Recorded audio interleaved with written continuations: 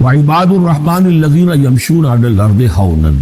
اللہ کے بندے وہ ہیں جو زمین پر چلتے ہیں تو آہستگی اور نرمی کے ساتھ، قدم مار کر نہیں چلتے، اکڑ کر نہیں چلتے، بلکہ یہ کہ معلوم ہوتا ہے فروتنی کے ساتھ چل رہے ہیں، اور یہ اپنے آپ کو آقا نہیں سمجھتے، مالک نہیں سمجھتے، بلکہ غلام سمجھتے ہیں، اللہ کے غلام ہیں، عباد الرحمن ہیں، اللہ کے بندے ہیں، وہ غلاموں کی طرح چلتے ہیں، وہ اکڑ کر نہیں چلتے۔ وَإِذَا خَاطَبَهُمُ الْجَاهِلُونَ قَالُوا سَلَامًا، ایک ان کا بس یہ ہے کہ جب جاہل لوگ، پجڑ لوگ، مشتعل مزاج لوگ خامخواہ ان سے الجھنا چاہیں، بحث و مباحثے میں انہیں جو ہے وہ خامخواہ الجھانا چاہیں تو وہ کہتے ہیں سلام، وہ الجھتے نہیں ہیں، بحث و تمہیز کے اندر نہیں۔ جب وہ دیکھتے ہیں کہ ایک شخص بحث پر اتر آیا ہے، وہ اب بات سمجھنا نہیں چاہتا، اس کے اوپر ضد جو ہے وہ مسلط ہو چکی ہے، تو اب خامخواہ اس کے ساتھ وہ الجھے رہنا، جس کو ہم کہتے ہیں ہمارے ہاں وہ پنجاب میں یہ سینگ پھنسا کر آدمی جو ہے وہ اپنا وقت ضائع کرے، اس کا بھی وقت ضائع کرے، کوئی فائدہ نہیں۔ بچور آدمی یہ کہ دیکھے اگر تو واقعی یہ بات سمجھنا چاہ رہا ہے تو سمجھائے، نہیں سمجھنا چاہتا، اس کی اصل میں نیت ہی نہیں ہے، تو پھر خامخواہ اس کے ساتھ الجھنے کا فائدہ نہیں۔ والذین یبیتون لربہم سجدا وقیاما، اور وہ لوگ کہ جو راتیں بسر کرتے ہیں اپنے رب کے لیے سجدے اور قیام میں۔ یہاں وہ بات بہت واضح ہو گئی، جہاں تک 5 فرض نمازیں ہیں وہ تو فرض ہیں، وہ تو تعمیر سیرت کی بنیادیں ہیں، ان کی تو مداومت کرنی ہے۔ والذین یحافظون والذین هم علی صلواتہم یحافظون،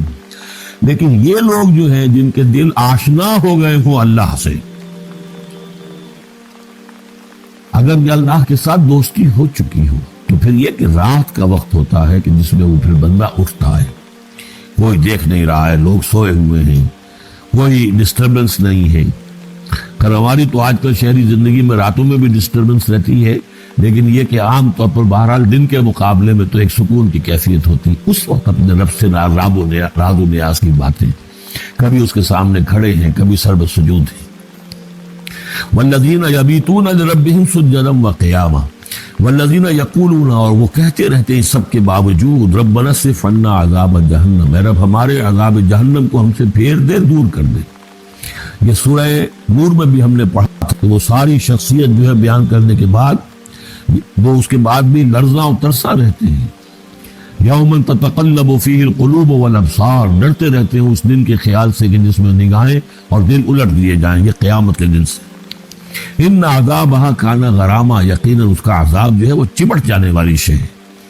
انہا ساعت مستقر و مقامہ، پروردگار وہ جگہ جہنم جو ہے یقیناً بہت بری جگہ ہے، مستقل قیام کے لیے بھی اور تھوڑی دیر کے لیے بھی۔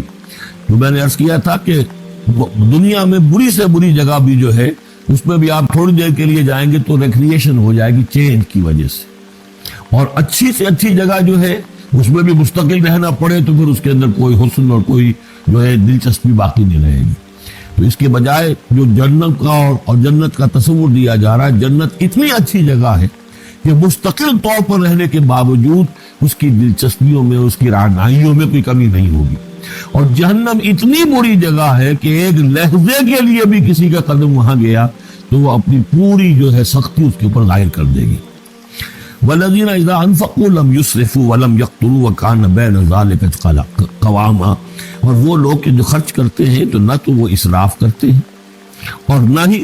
بخل سے کام لیتے ہیں، بلکہ اس کے بین بین اعتدال جو ہے واقعہ یہ ہے کہ دنیا کا مشکل ترین کام ہے، توازن اور اعتدال۔ ظاہر بات ہے یہ لوگ جو میچور ہیں، سمجھدار ہیں، اب ان کے ہاں یہ ہوگا کہ ان کے اس خرچ کرنے کے معاملے میں بھی اعتدال ہوگا۔ والذین لا یدعون مع اللہ الہا آخر، 3 کبیرہ گناہ وہ ہیں جیسا کہ ہم نے پڑھا ہے سورہ نساء میں بھی، ان تجتنبوا کبائر ما تنہون عنہ، تو بڑے بڑے گناہ وہ کون سے ہیں کہ جن سے اگر تم باز رہو تو باقی چھوٹے گناہ تو اللہ تعالیٰ جو ہے وہ معاف بھی کرتا رہے گا۔ اور ان میں سے سب سے بڑا تو 2 مرتبہ فرمایا شرک، اور شرک کے بعد پھر قتل ناحق اور پھر زنا، یہ 3 ہیں۔ قتل ناحق سے بھی در حقیقت تمدن کی جڑ کٹ جاتی ہے، اور زنا سے تمدن جو ہے وہ سڈاس بن جاتا ہے، پھر اس کے اندر گندگی ہو جاتی ہے۔ تو اس حوالے سے یہ 3 چیزیں یہاں بیان کی جا رہی ہیں۔ والذین لا یدعون مع اللہ الہا آخر، وہ لوگ کہ جو نہیں پکارتے اللہ کے ساتھ کسی اور معبود کو۔ ولا یقتلون النفس التي حرم اللہ الا بالحق، نہ ہی قتل کرتے ہیں کسی جان کو جس کو کہ اللہ نے محترم ٹھہرایا ہے مگر حق کے ساتھ۔ قتل کے بدلے قتل والا معاملہ ہے، یا مرتد کا قتل ہے، یا زانی شادی شدہ کا رجم ہے، جو بھی ہے، ولا یزنون، نہ وہ زنا کرتے ہیں، ومن یفعل ذلک یلقى اثاما، اور جو کوئی بھی یہ کام کرے گا وہ اس کی پاداش کو پکڑ کر اس کو جو ہے اس حاصل کر کے رہے گا، یعنی لازماً اس کی سزا اس کو مل کر رہے گی۔ یلقى اثاما یضاعف له العذاب یوم القیامہ، قیامت کے دن اس کا عذاب دگنا کر دیا جائے گا۔ یہ آیت اس اعتبار سے بہت اہم ہے کہ منکرین حدیث نے بہت شور مچایا ہوا ہے کہ قرآن مجید میں کہیں عذاب قبر کا کوئی تذکرہ نہیں ہے، صراحتاً واقعتاً نہیں ہے، احادیث میں بہت تفصیل ہے، لیکن یہ کہ یہ مقام ایسا ہے جس سے ثابت ہوتا ہے کہ قیامت کے دن سے پہلے بھی عذاب ہے۔ یضاعف له العذاب یوم القیامہ، دگنا کیا جائے گا ان کے لیے عذاب قیامت کے دن۔ اس کا مطلب ہے کہ عالم برزخ میں بھی ان کے لیے عذاب ہے۔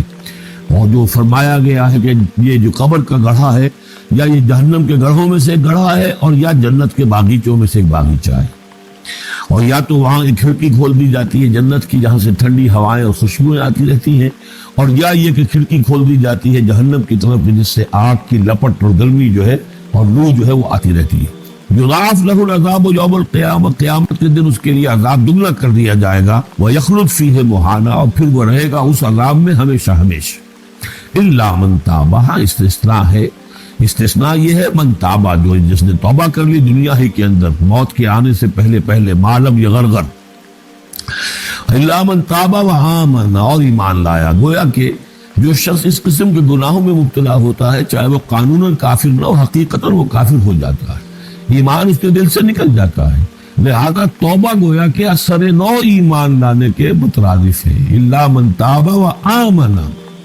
وعمل عملا صالحا، اور وہ پھر عمل کرے نیک، فاولئک یبدل اللہ سیئاتہم حسنات، تو ایسے لوگوں کی برائیوں کو اللہ تعالیٰ نیکیوں سے بدل دیتا ہے۔ اس کے دونوں معنی ہے کہ توبہ کے نتیجے میں ایک تو نامہ اعمال میں جو اندراج ہوا تھا برائی کا وہ صاف ہو جائے گا، اور اس کی جگہ نیکی کا اندراج ہو جائے گا، اور یہ معنی بھی ہے کہ زندگی میں اس دنیا میں توبہ کے نتیجے میں اخلاق جو ہے وہ پاک صاف ہو جاتے ہیں، دامن اخلاق کے دھبے دھل جاتے ہیں،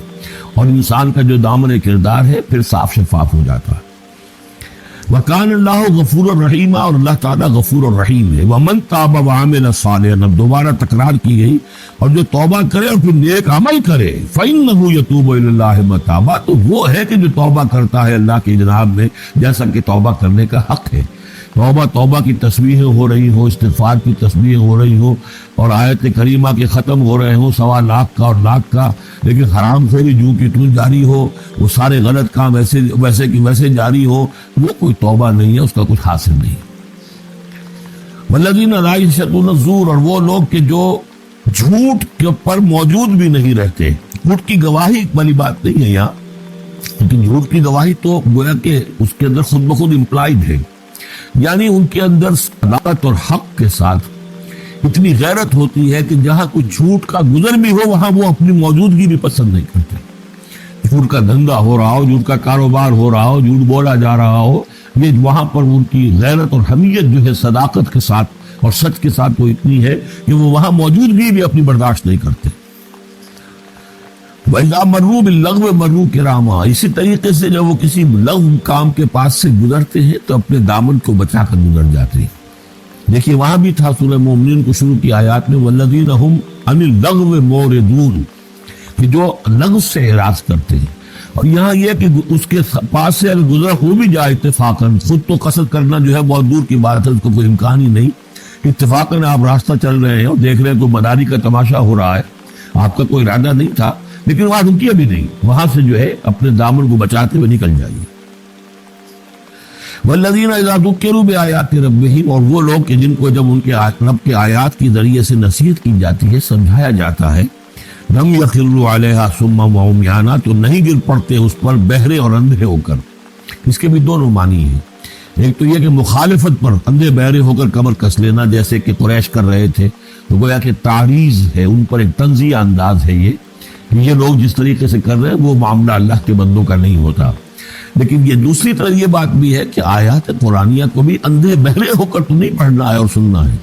بلکہ غور کرنا ہے۔ فَلَا يَتَدَبَّرُونَ الْقُرْآنَ أَمْ عَلَىٰ قُلُوبٍ أَقْفَالُهَا، تو کیا یہ قرآن کی آیت پر تدبر نہیں کرتے؟ وَتَدَبَّرُوا فِيهِ لَعَلَّكُمْ تُفْلِحُونَ، تدبر کرو تاکہ تم سمجھو۔ تو اس طریقے سے محض جو ہے وہ قرآن مجید کو بھی اندھے بہرے ہو کر جو ماننا جو ہے اس سے بھی بہرحال عباد الرحمن جن کی یہاں تعریف کی جا رہی ہے ان کے مقام سے وہ جو مقام ہے ان کے مرتبے سے فروتر ہے۔ والذین یقولون ربنا هب لنا من ازواجنا وذریاتنا قرۃ اعین، اور وہ لوگ جو کہتے ہیں کہ اے رب ہمیں اپنی بیویوں اور ہماری اولاد کی طرف سے آنکھوں کی ٹھنڈک عطا فرما، یعنی یہ کہ جس راستے پر ہم چل رہے ہیں ہماری اولاد ہمارے گھر والے بھی اسی راستے پر چلیں تاکہ ہماری آنکھیں ٹھنڈی ہوں۔ ایسا نہ ہو کہ میں تو اللہ کے دین کے راستے کی طرف چلنے کی کوشش کر رہا ہوں اور اولاد کسی اور طرف کو دوڑ لگا رہی ہے، تو ایک کشاکش ہے۔ پھر یہ جو صورتحال جو ہے فرکشن گھر کے اندر پیدا ہوتی ہے، تو اللہ تو ہمیں ہمارے گھر والوں سے آنکھوں کی ٹھنڈک عطا فرما، اور آنکھوں کی ٹھنڈک ظاہر بات ہے عباد الرحمن کی کن چیزوں میں ہوگی کہ وہ بھی اللہ کے بندے بنے، اللہ کی بندگی کے راستے کو اختیار کریں۔ وَجْعَلْنَا لِلْمُتَّقِينَ اماما، اور ہمیں متقیوں کا امام بنا۔ اس کا یہ مطلب نہیں ہے کہ امامت کی طلب ہے، بلکہ یہ کہ ہم خود امام ہیں۔ ایک شخص اپنے گھر کا سربراہ ہے، امام ہے، تو اے اللہ جن کے ہم امام ہیں انہیں متقی بنا دے۔ اس لیے کہ ظاہر بات ہے کہ میدان حشر میں جب ہم چلیں گے تو اس ایک شخص کے پیچھے اس کی اولاد چلی آ رہی ہے اور معلوم ہو کہ وہ تو جہنمی ہے جو چلے آ رہے ہیں، یہ خود تو بہرحال ایک نیک آدمی تھا، نہیں، ہمارے پیچھے جو ہماری نسلیں آئیں اے اللہ انہیں بھی متقی بنا۔ جن کے ہم امام ہیں، جو ہمارے پیچھے ہیں، جن کے کہ ہم دنیا میں جیسے کہ فرمایا ہے ایک حدیث میں بھی آتا ہے کلکم راعٍ وکلکم مسئول عن رعیتہ، تم میں سے ہر شخص کی حیثیت ایک چرواہے کی ہے، اور اللہ نے کچھ نہ کچھ مخلوق جو ہے اپنی اس کے چرواہے کے حوالے کی ہے۔ تمہاری اولاد ہے، تمہاری بیوی ہے، یہ گھر کنبہ ہے، یہ تمہارا جو ہے یہ گویا کہ تمہارے متبعین ہیں، تمہارے فالوورز ہیں، تو اللہ ہمارے فالوورز کو متقی بنا دے اور ہماری جو امامت ہے وہ متقیوں کی امامت ہو۔ اولئک یجزون الغرفۃ بما صبروا، یہ وہ لوگ ہیں کہ جن کو بالا خانے ملیں گے ان کے صبر کی جزا میں، انہوں نے صبر کیا۔ ظاہر بات ہے کہ اللہ دنیا میں بے شمار مواقع آتے ہیں حرام خوری کے، ایک بندہ مومن بچتا ہے، بہت سے مواقع پر اللہ تعالیٰ موقع دے کر آزما لیتا ہے کہ ذرا سی بھی اس کی اندر کمی ہو تو پھر یہ نکل جائے کسی غلط راستے کی طرف۔ یعنی انسان جو ہے صبر کرتا ہے، جذبات کو روکتا ہے، اپنی خواہشات کو روکتا ہے، شہوات کو تھامتا ہے، ان تمام چیزوں کو سنبھال کر یہ سب گویا کہ پوری زندگی صبر ہے۔ بما صبروا اولئک یجزون الغرفۃ بما صبروا، یہ وہ لوگ ہوں گے کہ جنہیں بدلے میں ملیں گے بالا خانے جنت کے ان کے صبر کے عوض۔ وَيُلَقَّوْنَ فِيهَا، ان کا استقبال کیا جائے گا وہاں جنت میں، ان بالا خانوں میں، تحیۃ و سلاما، سلام کے ساتھ اور دعاؤں کے ساتھ۔ خالدین فیہا، وہ رہیں گے اس میں ہمیشہ ہمیش۔ حسنت مستقر و مقامہ، بہت ہی عمدہ ہے وہ جگہ، مستقر کے طور پر بھی، مستقل قیام گاہ کے طور پر بھی، اور مقامہ تھوڑی دیر کے لیے بھی۔ یہ وہ ایک کنٹراسٹ ہے۔ جہنم کو فرمایا ساعت مستقر و مقامہ، اور جنت حسنت مستقر و مقامہ۔ قل ما یعبأ بکم ربی، اے نبی ان سے کہہ دیجئے میرے رب کو تمہاری کوئی پرواہ نہیں ہے۔ یہ نہ سمجھو کہ میں تمہارے پیچھے اپنے آپ کو ہلکان کر رہا ہوں، تو میرے رب کو کوئی تمہاری ضرورت ہے؟ میری یا میرے رب کی کوئی ضرورت اٹکی ہوئی ہے تمہارے بغیر، وہ بات پوری نہیں ہوگی؟ یہ چھپر تم ہی اٹھاؤ گے تو اٹھے گا، ورنہ اٹھ نہیں سکتا، یہ نہ سمجھو۔ قل ما یعبأ بکم ربی لولا دعاؤکم، اگر نہ ہوتا تمہیں پکارنا۔ اللہ نے یہ بات اپنے ذمے لی ہوئی ہے کہ تمہیں خبردار کر دیا جائے۔ اللہ تعالیٰ وما کنا معذبین حتی نبعث رسولا، ہم عذاب نہیں بھیجتے رہے جب تک کہ رسول کو نہ بھیج دیں، اس لیے مجھے بھیج دیا ہے، میں لگا ہوا ہوں اس کے حکم سے، میں تمہاری گلیوں میں بھی تمہیں سنا رہا ہوں، تمہارے گھروں میں جا کر تم سے بات کر رہا ہوں، اکیلے بھی بات کر رہا ہوں، ڈنکے کی چوٹ بھی کر رہا ہوں، لیکن یہ نہ سمجھو کہ کوئی اس میں میری غرض ہے یا میرے رب کی کوئی ضرورت ہے۔ قل ما یعبأ بکم ربی، میرے رب کو تمہاری پرہیزگار کے برابر کوئی وقت تمہاری نہیں ہے ان کے نزدیک۔ لولا دعاؤکم، اگر نہ ہوتا تمہارا پکارنا۔ فقط کذبتم، تو دیکھو تم نے جھٹلا دیا ہے۔ فسوف یکون لزاما، اب عنقریب یہ تمہارے ساتھ چمٹ کر رہے گا، یعنی یہ کہ اس کا جو عذاب ہے، اس کی جو پاداش ہے وہ تمہیں مل کر رہے گی۔